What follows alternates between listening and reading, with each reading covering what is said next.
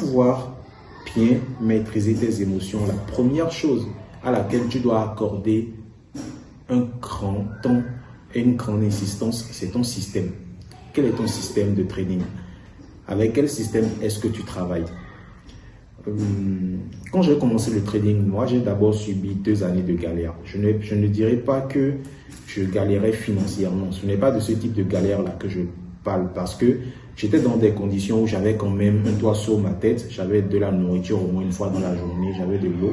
Je me déplaçais. Franchement, de ce côté-là, tout allait bien. Il n'y avait rien qui pouvait venir et menacer mon quotidien. Mais je galérais beaucoup plus dans mon trading.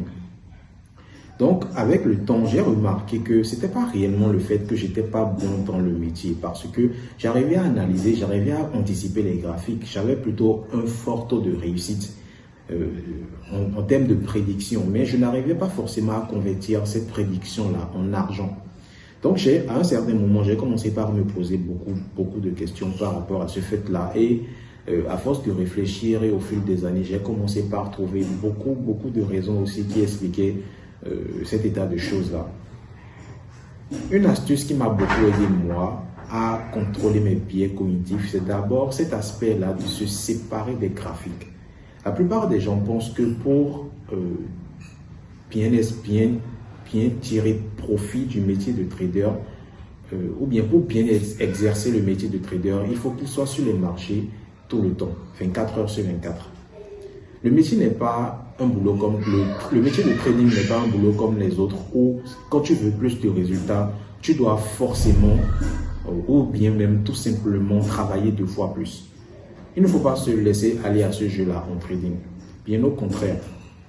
Quand tu vas remarquer, si tu as déjà pratiqué un certain nombre de fois, si tu es un trader, même si tu es débutant, si tu as une certaine expérience même de quelques mois, tu vas remarquer que lorsque tu prends du recul vis-à-vis du marché, peut-être après avoir subi des pertes, pendant une certaine période, le marché t'a bien fessé, ou soit juste parce que tu l'as voulu, tu vas remarquer que lorsque tu prends une certaine pause par rapport au marché et que tu reviens sur le marché tout juste après, tu es beaucoup plus performant. Donc, le trader doit apprendre à dissocier son état, à se dissocier des graphiques et surtout à dissocier son temps d'analyse de son temps de prise de décision. Déjà, de manière très simple et brève, il n'y a pas de réussite en trading s'il n'y a pas gestion d'émotions en trading. Okay? Tu ne peux pas réussir en trading si tu n'arrives pas à trouver le moyen de gérer tes émotions. C'est absolument impossible et il ne faut même pas essayer. Bien sûr que la plupart des meilleurs traders sont des personnes qui utilisent aussi leurs émotions, mais ils n'utilisent pas leurs émotions dans le sens où ils rentrent sur le marché sur émotion. Ils utilisent leurs émotions dans le sens où ils retrouvent à un certain moment donné, lorsqu'ils sont en situation réelle sur le marché, ils arrivent à repérer leurs émotions, leurs biais cognitifs, qui peuvent potentiellement les amener à faire des erreurs, des biais cognitifs auxquels ils avaient déjà eu affaire par le passé. Et donc, à partir du moment où ils arrivent à repérer ce biais cognitif-là à leur niveau, il y a de très fortes chances que si eux, ils arrivent à ressentir ce biais cognitif-là à ce moment précis, c'est que d'autres traders arrivent aussi à ressentir le même biais cognitif au même moment parce qu'ils sont sur le même marché. Okay? Le trading est un sum-zero game. Un sum-zero game, ça veut tout simplement dire que c'est un jeu à somme nulle. Le trading, lui, c'est un métier où les traders ne créent rien. Donc, l'argent qu'un certain trader gagne à un moment donné vient de la poche d'un certain trader qui n'a pas su gérer ses émotions et qui a perdu ce même argent-là à un certain moment. Donc, le marché est juste une sorte d'intermédiaire entre des gagnants et des perdants où les perdants cotisent à chaque fois pour les gagnants. En réalité, c'est ça le métier de trading. Donc, lorsqu'un trader arrive à repérer ses émotions, un trader expérimenté qui n'agit plus sous le coup de ses émotions arrive à repérer des émotions à son niveau, il se dit automatiquement que d'autres traders sont dans la même situation que lui à ce moment-là. Sauf que les autres traders ne sont pas comme lui parce que lui, il a appris qu'il n'est pas ses émotions et qu'il ne faut pas agir forcément sous le coup de ses émotions.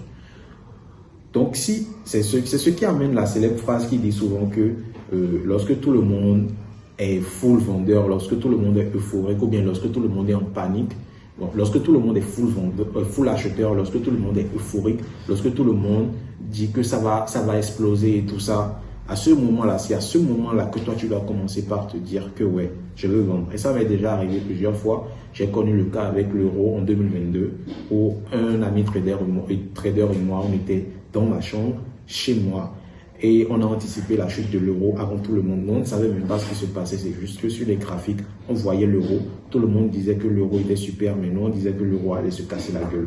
Même chose en 2021, la première chute du Bitcoin. Tout le monde était là en mode le Bitcoin, c'est l'actif du siècle. Mais nous, on a vu que le Bitcoin allait tomber. On a anticipé, comment on appelle, la chute du Bitcoin. Et on a eu raison. Même chose dernièrement, même en 2024, où tout le monde était euphorique sur le Bitcoin. Le Bitcoin est vraiment l'actif de l'avenir et tout, et ce genre de choses-là. Pendant que tout le monde était euphorique, nous, on avait clairement des patterns sur nos graphiques qui nous indiquaient que le Bitcoin allait se crasher. Et donc, on a vendu le Bitcoin. Et le Bitcoin s'est effectivement crashé. On a capitalisé sur ces mouvements-là. C'est-à-dire, tout ça, je veux juste expliquer qu'un trader qui est expérimenté, qui a passé assez de temps sur les graphiques, il sait repérer ses émotions, non pas pour agir sous le coup de celles-ci, mais pour savoir que les autres traders qui ne sont pas assez expérimentés, eux, vont agir sous le coup de leurs émotions. Ils vont donc vendre là où tout le monde est en panique et tout le monde veut se débarrasser des choses. Et c'est à ce moment-là que moi, je cherche des opportunités pour acheter. Ils vont donc vouloir acheter là où tout le monde est euphorique, là où tout le monde dit que c'est l'actif le plus super, c'est le meilleur actif sur lequel il faut être. Et donc, c'est à ce moment-là, quand les autres sont en train de penser qu'il faut acheter, c'est à ce moment-là qu'un trader expérimenté comme moi pense à vendre et recherche des opportunités pour vendre. Là, moi, je me rappelle tout de suite de mes mentors lorsque je ne vais pas dire que je débutais le trading. J'avais quand même un peu d'expérience et j'avais certains mentors qui me disaient des choses comme « Toby, il faut que tu construises, il faut que tu aies un plan de trading, il faut que tu aies une stratégie de trading écrite sur papier ou bien numériquement. En tout cas, ça doit être quelque chose que tu peux consulter et lire à tout moment. » Moi, je rigolais quand j'entendais ce genre de choses-là parce que ce qu'il faut savoir sur moi, c'est que à l'école, j'ai toujours été un élève brillant. Ok, depuis très petit, depuis le primaire jusqu'à ce que j'ai le bac, j'ai toujours été premier de classe et je l'ai toujours fait avec de très bonnes moyennes. Donc, quand tu es quelqu'un comme moi, l'école a tendance à te faire penser que tu es très spécial et que tu es très fort. L'école a tendance à te faire penser que tu es extraordinaire. Et quand tu es quelqu'un qui a grandi dans ces conditions où tu réussis pratiquement tout ce que tu entreprends, parce que quand j'étais enfant, je ne faisais que l'école généralement. Donc, quand tu réussis tout ce que tu entreprends à l'école, tu as tendance à penser que tu ne peux rien rater. Okay? Donc, quand les mentors ils me disaient des choses comme ça, moi qui me prends de base pour quelqu'un de spécial, j'avais cette tendance-là à penser que je me disais en moi-même, ok, je comprends ce que tu dis, mais toi, c'est ton cas. Je ne le disais pas ça à mes mentors, parce qu'effectivement, c'était mes mentors et je leur devais respect. Je ne leur disais pas ça comme cela, mais je me disais en moi-même, ouais, je comprends ce que tu dis, mais toi, c'est ton cas à toi. Tu ne me connais pas, moi, et je vais te montrer de quoi je suis capable. Mais ce qui s'est passé au final, c'est que mes mentors, ils avaient totalement raison. J'ai dû apprendre à construire moi-même ma stratégie de trading. Maintenant, comment est-ce que j'ai construit ma stratégie de trading? Je ne l'ai pas fait en regardant dans les airs et en construisant juste une stratégie parce que je suis inspiré. Non. J'ai d'abord commencé par noter mes positions de trading. Toutes les positions de trading que je prenais, je les notais. Je les notais dans un journal de trading. Donc, j'ai d'abord commencé par le journal de trading. Donc, si tu es à cette étape-là où tu débutes, moi, je vais te recommander premièrement de construire un journal de trading. Il ne faut même pas te soucier du plan pour l'instant. Cherche à avoir un journal de trading. Et dans ce journal de trading-là, note absolument tout ce que tu fais sur les marchés. Quand tu prends une position, tu notes la position, tu notes la taille de la position, tu notes pourquoi tu as pris la position, tu notes ce que tu as fait pendant la position, tu notes les sentiments qui te traversaient au moment où tu voulais prendre la position. Tu notes absolument tous les détails qui peuvent te permettre d'une certaine manière d'améliorer ton trading dans le futur. Tu notes le moment où tu as pris la position, tu notes l'heure, tu notes la date, tu notes le jour, tu notes absolument tout. Tu dois être vraiment un maniaque des informations, des petites informations. Donc, tu dois noter tout cela à chaque fois que tu prends une position. Et peut-être après avoir passé un certain nombre de temps sur les marchés, parce qu'on ne sait pas souvent aussi ce qu'on est. Tu ne sauras ce que tu es qu'à partir du moment où tu vas t'étudier. Et tu ne peux pas améliorer quelque chose que tu ne mesures pas. Donc, noter tes positions de trading va permettre de mesurer ton trading dans le temps. Et à partir du moment où tu commences pas à mesurer ton trading, tu commences pas à te connaître un peu mieux. Tu commences pas à mieux appréhender dans quelles conditions de marché est-ce que tu es le plus performant. Et à partir du moment où tu commences pas à remarquer certaines patterns qui te permettent d'être plus profitable, tu commences pas à organiser ton système de trading autour essentiellement de ces patterns-là. Et ce qui va se passer, c'est que si c'est que tu organises un système de trading qui tourne autour des conditions qui te permettent d'être plus profitable, ce qui va se passer, c'est qu'avec le temps, tu seras perdant, un peu moins perdant, un peu moins perdant. Tu seras au milieu entre perdant et gagnant. Tu ne vas plus réellement perdre. Tu seras entre les deux. Tu seras un peu gagnant, un peu plus gagnant et super gagnant. Le trading est un métier qui évolue de manière graduelle. Mais pour ça, il faut que tu notes tes positions de trading, tu étudies tes positions de trading et avec les situations qui te permettent d'être le plus efficace possible, tu construis un système de trading et à partir de ce système de trading là maintenant, tu prends des positions en te fiant uniquement à ton système de trading. C'est en suivant le système de trading que tu arrives à te couper de tes émotions parce que tu sais que ce système de trading là est le système qui t'a permis pendant des années d'être très profitable sur les marchés. Donc, même quand tes émotions parfois te disent non, ne fais pas ci, ne fais pas ça, tu sais que tu peux avoir entièrement confiance en ton système de trading parce qu'il ne vient pas d'une certaine inspiration, mais il vient des études que tu as réalisées sur ta propre personne afin de détecter les situations qui te permettent d'être le plus profitable possible. Est-ce qu'on peut renforcer la patience et la résilience mentale en trading par soi-même? Honnêtement, je ne sais pas. Moi, j'ai tendance à penser que le métier de trading n'est pas un métier, le métier de trader n'est pas un métier qui est fait pour tout le monde. Je pense que je ne cherche pas à dire que le trading est réservé à une élite, mais le trading n'est pas non plus pour tout le monde. Okay? Si tu es quelqu'un qui n'arrive pas déjà de base à te discipliner, c'est pas la peine de chercher à faire du trading. Il y a plusieurs métiers que tu peux faire et qui peuvent te permettre d'avoir beaucoup d'argent dans ce sens-là. Donc, moi, je pense que pour être trader, il faut avoir certaines caractéristiques de base sur lesquelles tu vas ensuite construire un système de trading qui te permettra d'être profitable dans le temps. Comment éviter l'effet de surconfiance dans les décisions de trading? Comment éviter aussi l'effet de la faible estime de soi lorsque tu commences pas à enchaîner les pertes en trading? Moi, je dirais que la seule solution pour ça, c'est de respecter toujours ton plan à la lettre. Parce que comme je l'avais dit précédemment dans cette vidéo, tu ne construis pas ton système de trading ou ton plan de trading à partir de l'inspiration. C'est uniquement quand tu construis ton système de trading ou ton plan de trading à partir de l'inspiration que tu ne peux pas réellement te reposer dessus. En toutes circonstances, dans le trading, quand tu es en train de pratiquer cette activité-là, tu dois entièrement et uniquement te fier à ton plan. À aucun moment tu ne t'arrêtes pour réfléchir quand tu es sur les marchés. Tu n'es là que pour exécuter ton plan. Si tes émotions te disent de vendre et que ton plan de trading te dit d'acheter, tu achètes.